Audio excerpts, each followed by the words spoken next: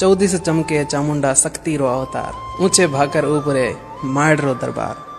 आज हम आपके लिए लेकर आए हैं मरुद और मारवाड़ की मां चामुंडा और गांव चामुंडा जिला जोधपुर का इतिहास भाग प्रथम, जिसको लिखा है मदन सिंह के राजपुरोहित और मैं आपका दोस्त भरत सिंह राजपुरोहित। मां चामुंडा और गांव चामुंडा और जोधपुर से जुड़े हुए सभी के लिए इसके बारे में जानना बेहद जरूरी है। जोधपुर से जैसलमेर रोड पर केरू गांव से 12 किलोमीटर आगे स्थित है चामुंडा गांव, जहां पहाड़ी पर बना हुआ है मां चामुंडा जी का मंदिर। सूर्यवंश से ताल्लुक रखने वाले इंदा वंश कुलदेवी के रूप में चामुंडा माता की पूजा अर्चना करते हैं। पड़ियार नाहड़ राव गाजन माता के परम भक्त थे।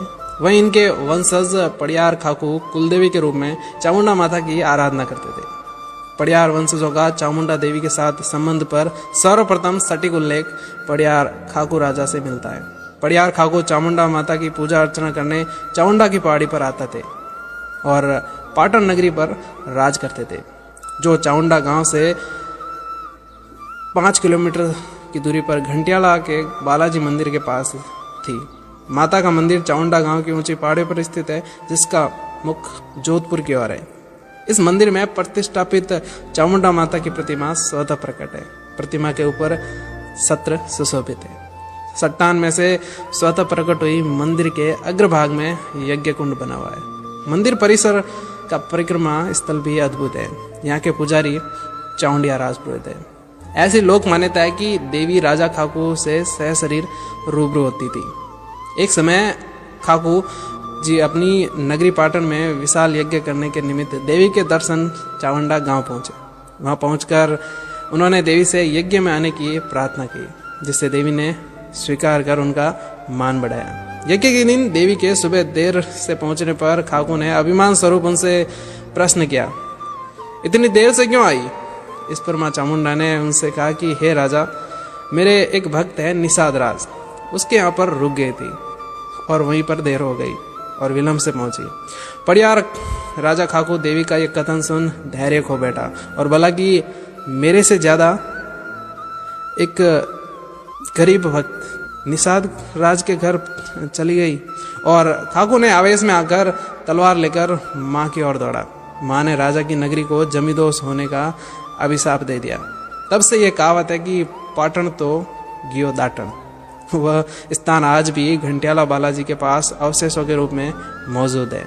वहां से मां आगे आकर एक खेजड़ली के नीचे बैठ गई, अपनी लटिया खोलकर बैठ गई और जब मां को विकराल रूप में देखा तो राजा खाकू ने क्षमा याचना की। जहां मां ने विश्राम किया वो स्थान आज के समय में चामुंडा ढाणियों में लटियाल मां के रूप में पूजी जाती है।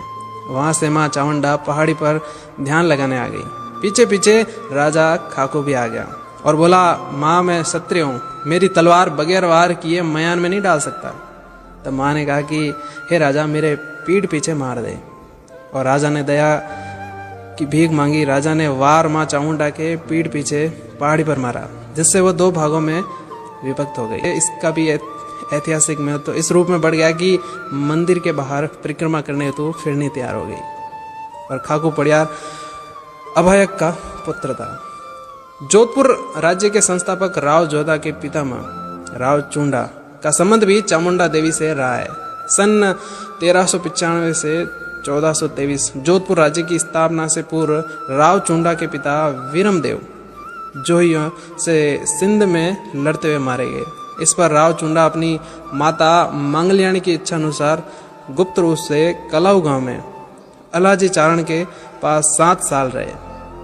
कुछ समय पश्चात अलाजी चारण ने इन्हें अपने काका रावल मल्लीनाथ के पास पहुंचा दिया। वहां राव चुंडा ने रावल मल्लीनाथ के प्रधान भोवा नाई का मन जीत लिया। जब रावल मल्लीनाथ के छोटे भाई जैतमाल को पता चला कि ये मेरा ही खून है, उसने ईर्ष्या स्वरूप मारने की कोशिश की।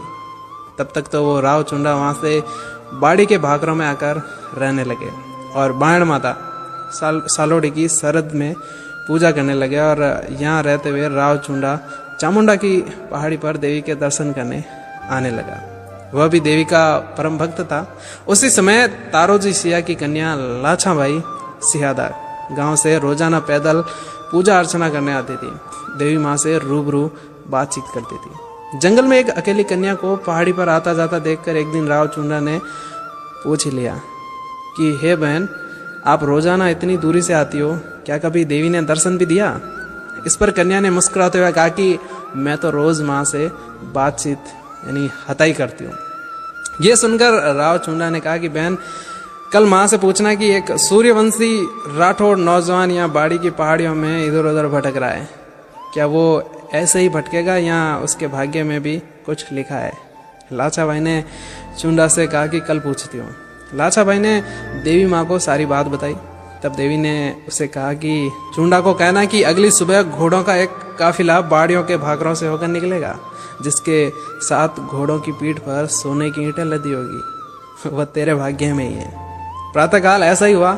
राव चुंडा ने बंजारे सरदार को मार कर सोने की ईंटें हस्तगत कर ली। ऊंचे अड़े कुएं पर बंजारे सरदार की मजार आज भी स्थित है। खजाना एवं घोड़े मिल जाने पर उसकी शक्ति में बढ़ोतरी होने लगी। इससे आगे का हम अगले भाग में जारी रखेंगे।